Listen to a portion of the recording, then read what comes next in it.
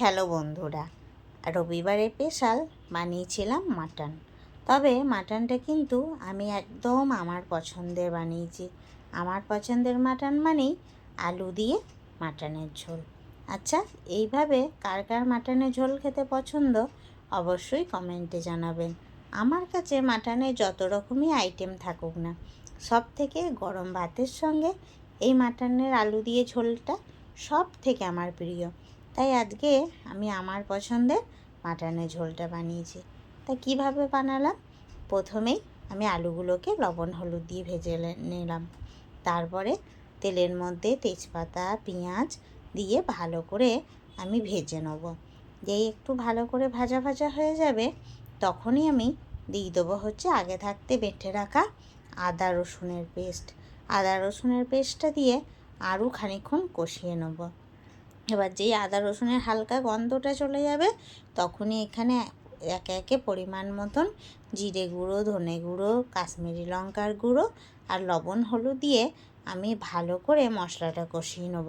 আর ওই ধারে মশলা কষাতে কষাতে আমি কিন্তু মাটনে অল্প করে হলুদ আর লঙ্কাকে বেটে ভালো করে মাখিয়ে রেখেছিলাম।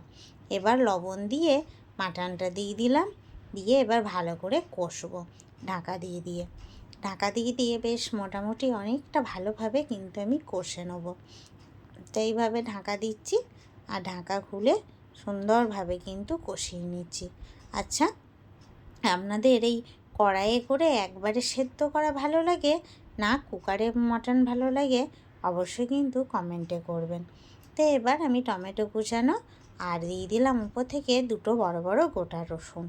এবার আরও খানিকক্ষণ কষিয়ে নেব। এবার কষাতে কষাতে আমি কিন্তু এই টাইমে দিয়ে দেবো ঘরে তৈরি করা গরম মশলা।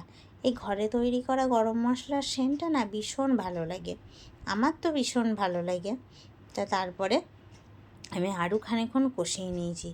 বেশ কষানো যখন একদম রেডি, এই টাইমে আমি এবার মাংসটাকে কুকারে কিন্তু সেদ্ধ করে নেব। এখানে কড়াইয়ে সেদ্ধ করলে হয় কিন্তু অনেকটা সময় লাগবে বলে আমি ঝটপটের জন্য কুকার দিয়ে নিয়ে নিলাম। এবার পরিমাণ মতন গরম জল দিয়ে এখানে আমি দুটো সিটি দিয়ে নেব। তা দুটো সিটি দেওয়া হয়ে গেছে। এবার নামিয়ে বেশ কিছুক্ষণ ঠান্ডা করে নিলাম। তো দেখুন আমার কিন্তু তৈরি হয়ে গেল আলু দিয়ে এই মাটনের ঝোলটা। খেতে কিন্তু গরম ভাতে দুপুরবেলায় কোনো কথা হবে না, তাই না? তা আচ্ছা বন্ধুরা, আজকের ভিডিওটা আমার এই অবধি। ভালো লাগলে একটা লাইক শেয়ার কমেন্ট করবেন। আর কার কার এই মাটনের ঝোল খেতে পছন্দ অবশ্যই কিন্তু কমেন্টে জানাবেন।